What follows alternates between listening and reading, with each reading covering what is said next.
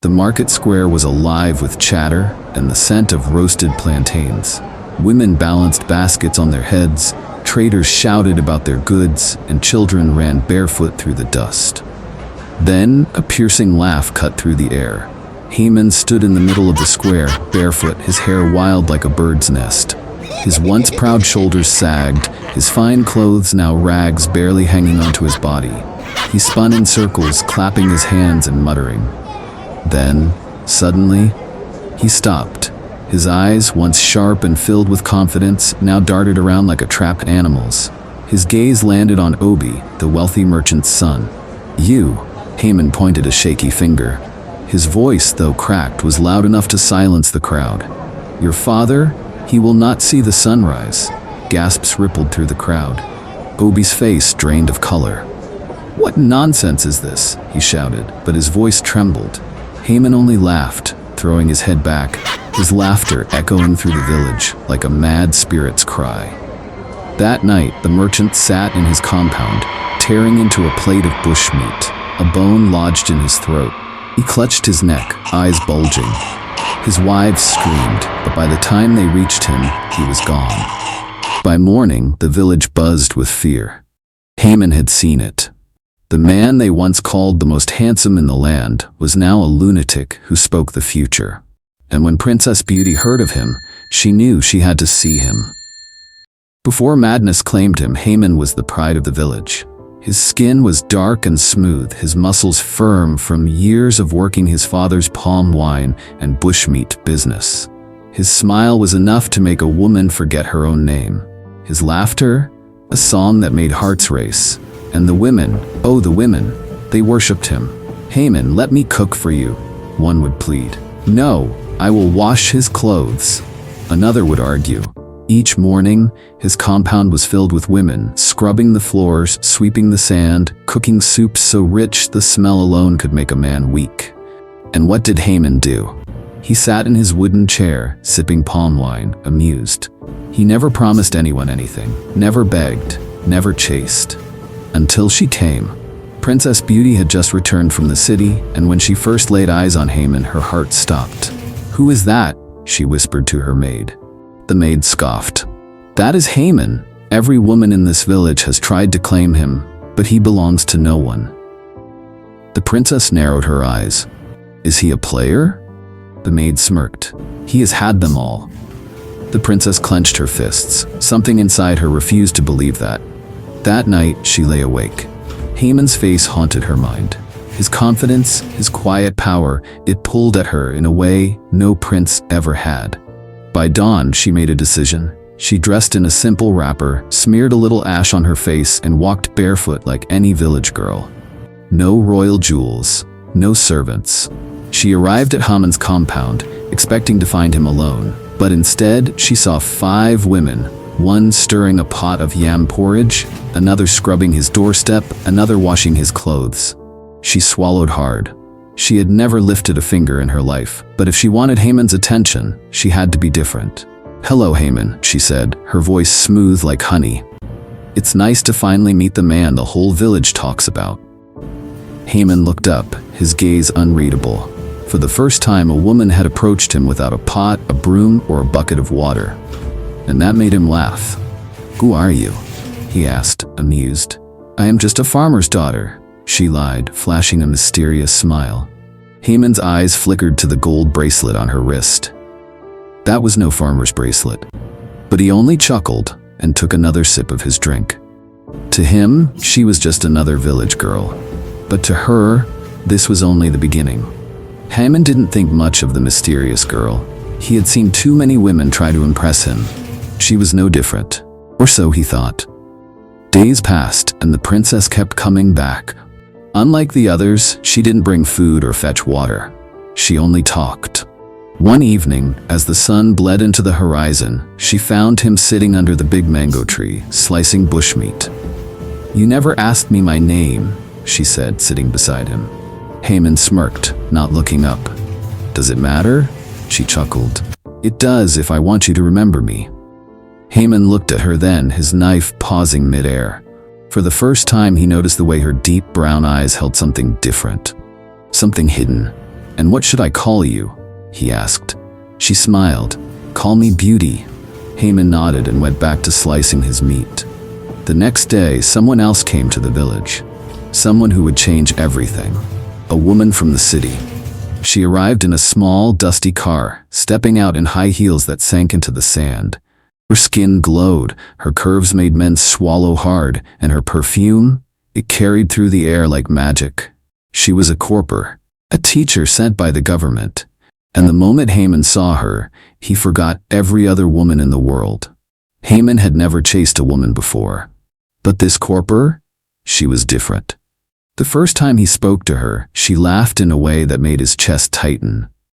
"You're the famous Haman," she teased, flipping her braids over her shoulder. "The village prince without a throne." Haman grinned. "And you're the city queen without a kingdom." She laughed again, and something inside him shifted. For the first time, Haman found himself wanting someone instead of being wanted. Beauty noticed. One evening, she came to his house and found him sitting outside, lost in thought. "You've changed," she said. Haman didn't answer. "You like her, don't you?" He sighed. "She's different." Beauty swallowed hard. She had felt special. She had felt like she was the only woman who had ever stood out to him. But now she saw it. He had chosen someone else. She stood up slowly. "Be careful, Haman," he frowned. "What do you mean?" She forced a smile. "Sometimes the things we want the most are the things that will destroy us." Then she walked away, and Haman didn't stop her. Haman had never felt this way before. It started with little things, waiting at the village school just to catch a glimpse of the corper, offering to carry her books, laughing a little too hard at her jokes. The village girls noticed. The whispers began. "So Haman has finally fallen?" "Imagine, a woman from the city has stolen his heart. What about Beauty? Doesn't she still visit him?" But Beauty already knew. One evening she stood in the shadows of the mango tree, watching them. The way Haman's eyes followed the corper's movements. The way he leaned closer when she spoke. Her heart twisted. He had never looked at her like that. That night, Beauty sat in her father's hut, staring at her reflection in the small bronze mirror. "Am I not beautiful enough?" she thought. "What does she have that I don't?" A single tear slipped down her cheek, but she quickly wiped it away. No, she would not cry, she would not beg, but she would not forget. Haman had made his choice. One afternoon, as the sun blazed hot, he walked to the corper's house. She was outside, pounding yam, struggling with the heavy pestle. He chuckled. "Do they not pound yam in the city?" She sighed, pushing her braids out of her face. "Of course we do. We just use blenders and machines, not this." Haman laughed. "Come, let me show you how it's done." He took the pestle from her, his muscles flexing as he pounded effortlessly. She watched him, smiling. "Strong and handsome," she teased. "No wonder half the women in this village want to marry you," Haman grinned. "Half? I think it's more than that." She rolled her eyes. "And yet, you chose me." Haman wiped sweat from his brow, looking at her seriously. "Yes, I did." A warm breeze blew between them. At that moment, he knew this was the woman he wanted to marry. That night, Beauty heard the news. Haman had made his decision. She didn't scream, she didn't cry. She only whispered, "So, it is true." Then slowly, her fingers curled into fists, and her heart turned to stone. The village was alive with excitement. Haman had finally chosen a wife. Women gossiped, men laughed, even the elders nodded in approval. But Beauty? She sat in her father's hut, staring at the flickering lamp. She had given Haman a chance to choose her. He had thrown her away like dust in the wind. He will regret this. The next morning, she visited an old woman who lived at the edge of the village, the one people only whispered about. "I want him to feel my pain," Beauty said. The old woman smiled, her teeth blackened with age. "Pain is a dangerous thing to play with, my child." Beauty's voice was cold. "I don't care." The old woman dropped some cowries on the ground. They scattered like broken dreams. "Then prepare yourself," she whispered. "For once this begins, it cannot be undone." Haman's wedding was the biggest celebration the village had seen in years. Palm wine flowed like a river. Drums echoed into the night. The corporal danced, laughing in Haman's arms. But in the shadows, Beauty watched. An old woman passed by her, her voice barely a whisper. "The gods have heard you. Tonight, his joy will start to fade." Beauty shivered. She had asked for revenge, but now something inside her twisted in fear. Then, the wind blew strangely, and the fire in the middle of the compound flickered. It was beginning. Haman woke up to screaming. His wife's body lay beside him, cold, lifeless. He shook her. "Wake up!" But she didn't move. The village gathered. People whispered. Some cried. Beauty stood at a distance, gripping her wrapper. She had wanted pain for him, but not this. Not death.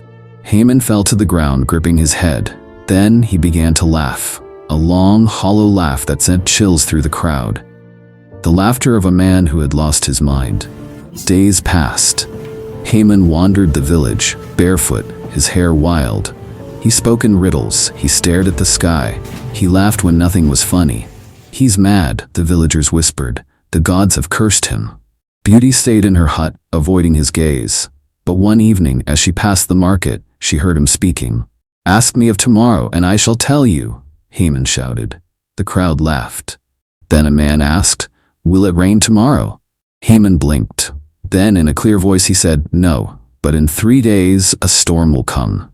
3 days later, the worst storm in years hit the village, and everything changed.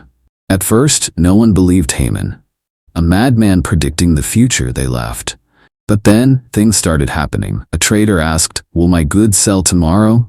Haman scratched his head, grinning. "No, but on the 3rd market day, a stranger will come and buy everything." The trader scoffed. But on the 3rd market day, a rich merchant arrived and bought all his goods. Whispers spread. Haman seized tomorrow. People who once avoided him now followed him, and those who had mocked him now begged for his words. The village elders were troubled. "We cannot let a madman control the people," they murmured, but others defended him. "If he truly sees tomorrow, why not use his gift?" One night, the elders called a secret meeting. "We must stop him," the chief said, "before the village falls into madness." Meanwhile, Haman sat by the river, humming to himself. He stared at the water and suddenly laughed. "They think I don't know," he muttered. "Tomorrow they will try to silence me, but they will fail." His laughter echoed into the night. The next morning, 2 warriors arrived at Haman's hut. "You are disturbing the peace," they said. Haman smiled. "Peace or your fear of the truth?" They grabbed him, dragging him toward the chief's palace. The villagers gathered. "Let him go," some shouted. "Lock him away," others yelled. Beauty stood at a distance, heart pounding. Then Haman turned, his wild eyes locking onto hers. "You." His voice was calm but sharp. Beauty froze. "You started this," he whispered. The weight of his words sent chills down her spine. Beauty could no longer sleep. Everywhere she went, Haman's voice echoed in her head. "You started this." She tried to forget. She tried to move on. But each night, she woke up sweating, her chest heavy with guilt. One evening, she sneaked to the healer's hut. "Please," she whispered, "I need something to erase my past." The old healer peered at her. "The past cannot be erased, only faced." Beauty's hands trembled. "Then tell me, is Haman truly mad or cursed?"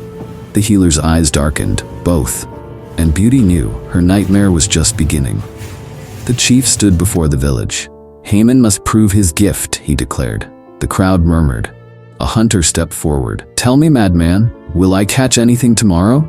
Haman tilted his head, then chuckled. "No, but in 2 nights, you will catch the biggest antelope of your life." The hunter scoffed. The next day, he returned empty-handed. But on the 2nd night, his trap caught the biggest antelope he'd ever seen. Gasps filled the village. The chief's face darkened. Haman turned to him, smiling. "Still think I'm mad?" The village split into 2. Some believed Haman's gift, others feared it. One night, the chief's guards cornered Beauty. "You were close to him once. What do you know?" She hesitated. "Speak," one demanded. Beauty clenched her fists. "He is not lying." The guards exchanged glances. "Then he is dangerous," one muttered. As Beauty walked away, a deep dread filled her. She had tried to destroy him, but now it seemed something far worse was coming. 4 years had passed. Beauty was now a queen in another land. But her joy was hollow. She had no child. Doctors and healers failed. One night her husband sighed, "Maybe the gods have cursed us." A whisper spread through the kingdom. "There is a madman in your old village who sees tomorrow. Maybe he knows why." Beauty stiffened. Haman. The name alone made her shiver, but desperation won over fear. The next morning she packed her things and set off, back to the past she had tried to forget. Beauty rode in a covered carriage. She did not want to be recognized. The road was rough. Dust filled the air. Memories flooded her mind. Haman's laughter, his fall, his curse. What would she find? A wise man? Or a broken shell of who he once was? Finally, as the sun set, she reached the village. And there he was, Haman, sitting in the dirt, his hair wild, his clothes torn, muttering to himself. Beauty's heart pounded. "Does he still know tomorrow?" she whispered. "Only one way to find out." Beauty approached slowly. Villagers watched, whispering. Haman's eyes flicked up, and he laughed. "Ah, the princess returns." Beauty shivered. His voice was the same. She knelt before him. "Tell me, why am I barren?" Silence.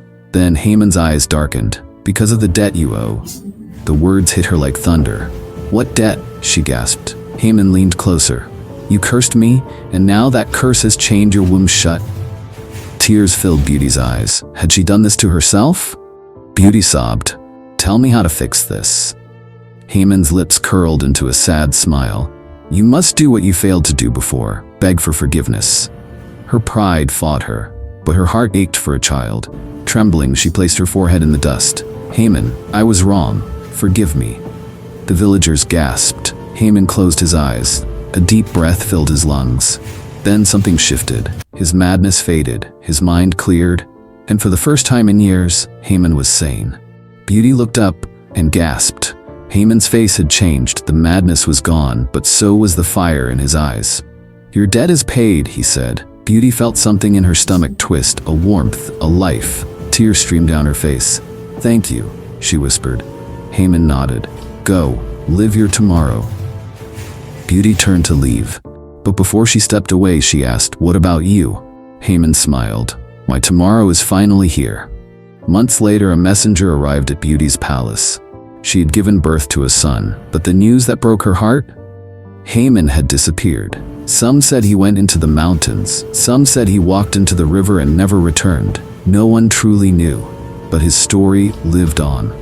The madman who had seen tomorrow and had finally found his peace.